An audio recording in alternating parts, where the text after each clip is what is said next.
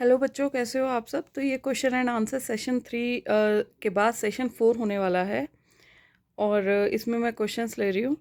तो मनाली कटारिया हैं, इनका क्वेश्चन आया है, ma'am it's my very sincere request to you that please show us inside view of patient's dental treatment because no YouTube dentist explain dental procedure.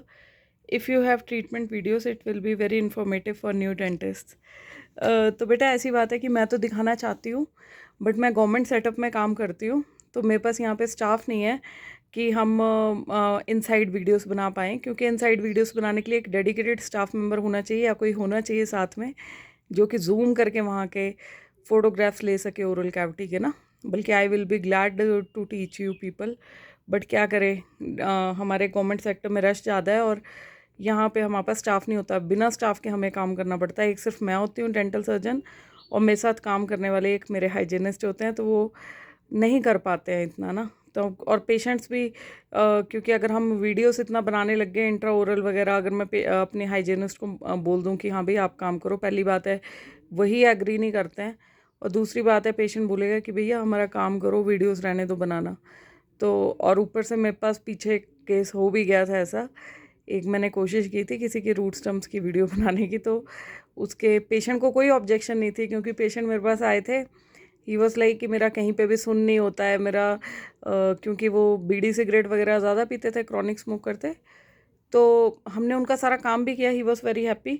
तो वो agree भी किए कि हमारी वीडियो बना लो, बट बाद में उनके बेटे जी लड़ने आ गए थे हमारे पास। बल्कि जो पेशेंट थे उनकी भी एज कुछ 50+ ही थी, और जो बेटे लड़ने आए थे उनकी 30+ थी। तो ऐसे इंसिडेंसेस ना आपका फिर मोराल ब्रेक कर देते हैं कि भाई साहब क्यों ही करनी है फिर ऐसी चीज़ें, जब पेशेंट को भी आपत्ति हो। और कई बार जब पेशेंट भी एग्री कर जाते हैं तो उनके घर वाले आ जाते हैं उठ के, तो फिर इट्स नॉट वर्थ इट।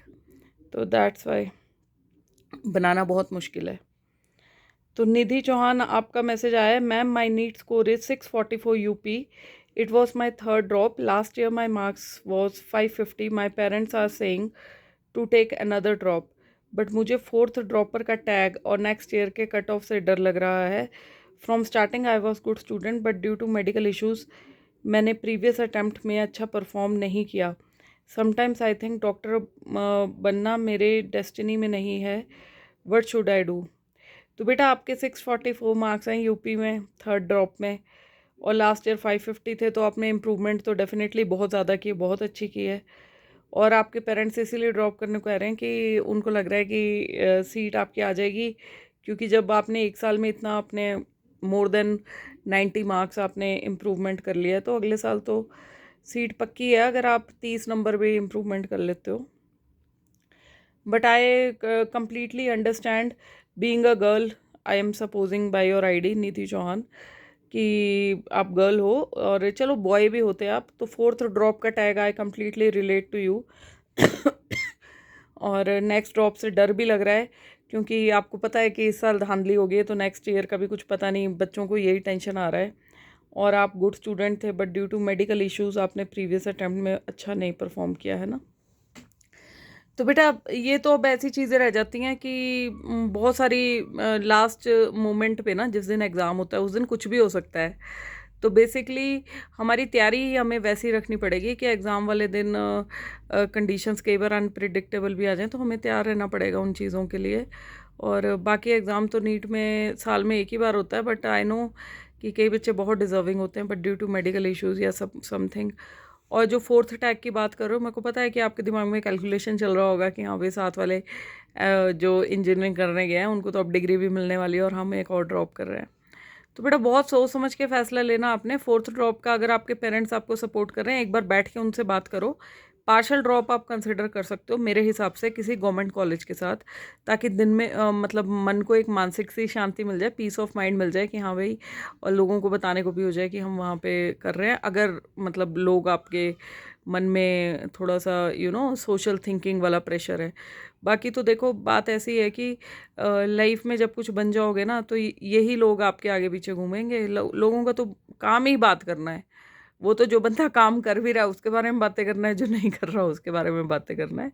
तो लोगों को अपना काम करना है, तो आप अपना काम करो। आपका काम है अपना भविष्य बनाना, है ना, अपने करियर के बारे में सोचो।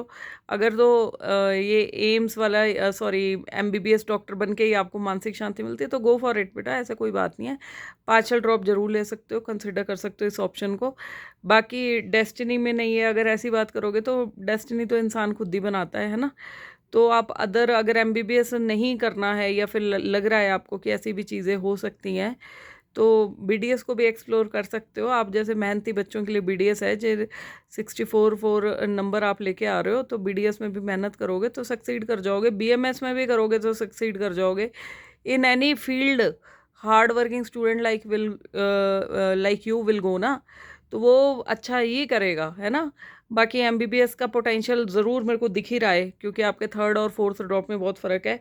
बाकी यूपी स्टेट कैटेगरी का काउंसलिंग का भी वेट करो, मे बी नंबर आई जाए आपका 644, तो कट टू कट है। बाकी ऑल द बेस्ट बेटा। यूज़र OP3GR इन्होंने लिखा है, मैम मेरे नीट 2024 में 585 मार्क्स, यूपी ओबीसी है। मैंने 2023 दिया था, उसमें 501 मार्क्स थे। अब सेकंड ड्रॉप में इसलिए मेरे पेरेंट्स किसी भी तरह ये ड्रॉप या पार्शियल ड्रॉप को नहीं सपोर्ट कर रहे। They want me to do another course and excel in that. तो क्या आप प्लीज़ मुझे कोई अच्छा कोर्स सजेस्ट कर सकते हो? My family background is not that good. मैं बीएमएस और बीपीटी सोच रही थी, प्लीज़ कुछ सजेस्ट करें। मैंने बहुत रिसर्च करी बट सब बड़ा कंफ्यूजिंग है मैम, प्लीज़ हेल्प। बेटा देखो, अगर तो डॉक्टर टैग चाहिए आपको अपने नाम के आगे, है ना, क्योंकि पोटेंशियल तो है आप में, बट अब वही बात है कि आपके सेकंड ड्रॉप में इतने थे, ठीक है, और थर्ड ड्रॉप में 585, राइट। तो अब आपके पेरेंट्स भी सपोर्ट नहीं कर रहे हो। उनकी एक थिंकिंग अच्छी है कि एक अदर कोर्स कर लो और एक्सेल इन दैट। देखो बीएमएस कोर्स भी अच्छा है, बीपीटी भी बहुत अच्छा है। देखो बीपीटी में ऐसा है, डॉक्टर का टैग चाहिए तो बीपीटी से भी मिल जाएगा, है ना। बीपीटी और 4 साल का कोर्स होता है, और जो बीएमएस है वो वही 5.5 साल का होगा।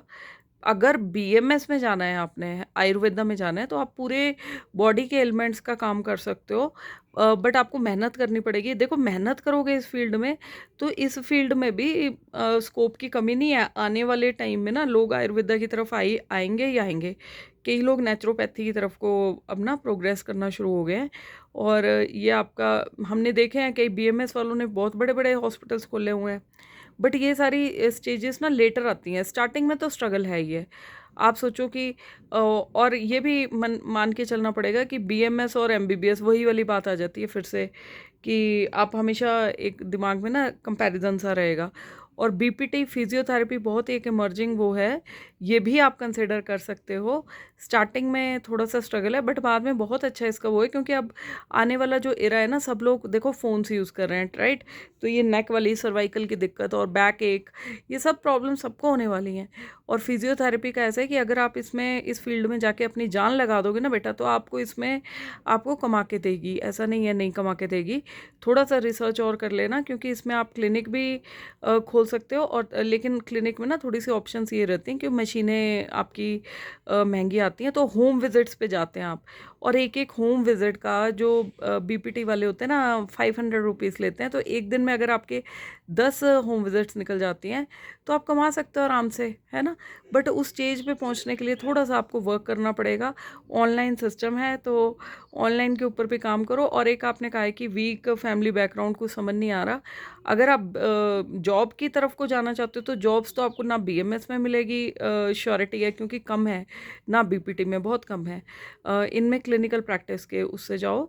अगर जॉब्स के लिए जाना है तो BSc nursing from top college कर लो, एम्स वगैरह। चलो टॉप कॉलेज से अगर बीएससी नर्सिंग नहीं भी कर पाते, किसी भी कॉलेज से कर लो।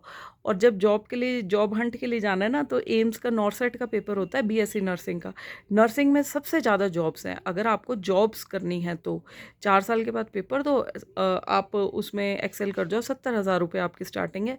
या फिर एमएससी नर्सिंग उसके बाद एकेडमिक्स में जाना है तो उसमें 90,000 की स्टार्टिंग है। Hope this video helps you. एक और बच्चे ने मेरे को क्वेश्चन पूछा हुआ है, anonymous, BMS Paprola BDS IGMC से better BSc from local degree college से करना अच्छा रहेगा क्या? मिडिल क्लास फैमिली से हूँ, डॉक्टर का सिर्फ टैग नहीं चाहिए, जॉब प्लस अर्निंग चाहिए। नर्सिंग का मन नहीं है क्योंकि वहाँ हमेशा डॉक्टर्स दिखेंगे। बेटा आपको खुद ही पता है कि नर्सिंग में ही सबसे ज़्यादा अपॉर्चुनिटीज़ हैं जॉब की। जॉब अगर कहीं से भी नर्सिंग लोकल से भी कर लेते हो, कोई फ़र्क नहीं पड़ता। बस एंड में एग्ज़ाम क्लियर कर लो, नॉर्सेट, एम्स वगैरह, पीजीआई वगैरह का रिक्रूटमेंट्स होती हैं अच्छे-अच्छे कॉलेजेस में ना, तो वहाँ के नर्सिंग एग्ज़ाम्स करो, बहुत अच्छा पे स्केल है। और इवन स्टेट गवर्नमेंट सीएचओज़ को बिठा रहे हैं डिस्पेंसरीज़ में, कम्युनिटी हेल्थ ऑफिसर्स, तो नर्सिंग को बहुत प्रमोट किया जा रहा है। बाकी देखो, बीएमएस पपरोला आईजीएमसी और बीडीएस आईजीएमसी से बेटर आपने पूछा है बीएससी। देखो, अगर तो डॉक्टर का टैग नहीं चाहिए, कोई ऐसा वैसा नहीं है, तो आप बीएससी नर्सिंग के लिए जा सकते हो। लेकिन अगर दिमाग में ये चलता रहेगा कि नर्सिंग का मन नहीं है क्योंकि वहाँ हमेशा डॉक्टर्स दिखेंगे, तब तो ये तो ऑब्वियसली एक पॉइंट है ही है, तो फिर वो तो चीज़ आपको हॉन्ट करेगी अपनी ज़िंदगी भर। बट अगर पैसे की दिक्कत है, जॉब चाहिए आपको, तो बीएससी नर्सिंग ऑप्शन 1 है। बट अगर ये लगता है कि नहीं भई, डॉक्टर मेरा जो मैंने नाम के आगे लगाना था वो नहीं लग रहा है, तो उस केस में थोड़ा-सा आप वो कर सकते हो। उस केस में थोड़ा आप अपना ये करिए, वेट एंड वॉच करिए, है ना? तो ये बात है, अगर डॉक्टर का ही टैग चाहिए तो उसके लिए तो फिर आपको थोड़ा सोचना पड़ेगा। बीएमएस, बीडीएस भी एक्सप्लोर कर सकते हो, एक और वो भी ले सकते हो, है ना? एक एनोनिमस और हैं WS7 करके, मैम सेकंड ड्रॉप हो गया है, 380 मार्क्स हैं, and I have applied under CMC Ludhiana under Christian minority quota, fee for MBBS is 35 lakhs. I have applied this year, ma'am, for CMC Ludhiana. Last year cutoff was 371. तो so if I don't get, should I take third drop? तो बेटा, आपके कोटा में तो इसमें तो chances हैं कि नंबर आ जाए, है ना?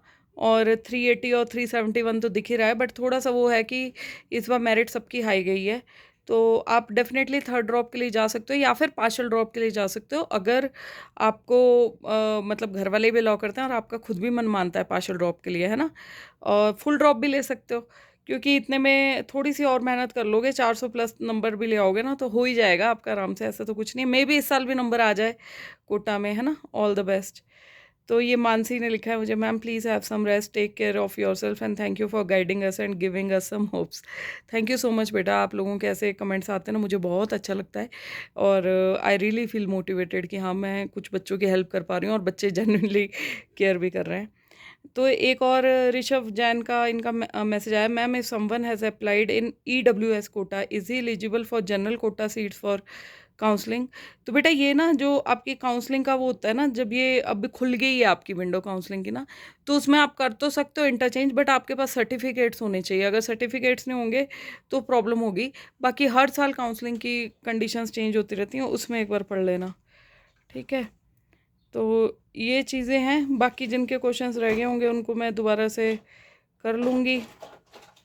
आगे वाले उसमें आप मेरे को प्लीज़ इसमें कमेंट कर देना, I will try to solve that. अभी थोड़ा टाइम की कमी है मेरे पास। ओके, टेक केयर, भगवान सबका भला करे। हर हर महादेव, जय श्री राम।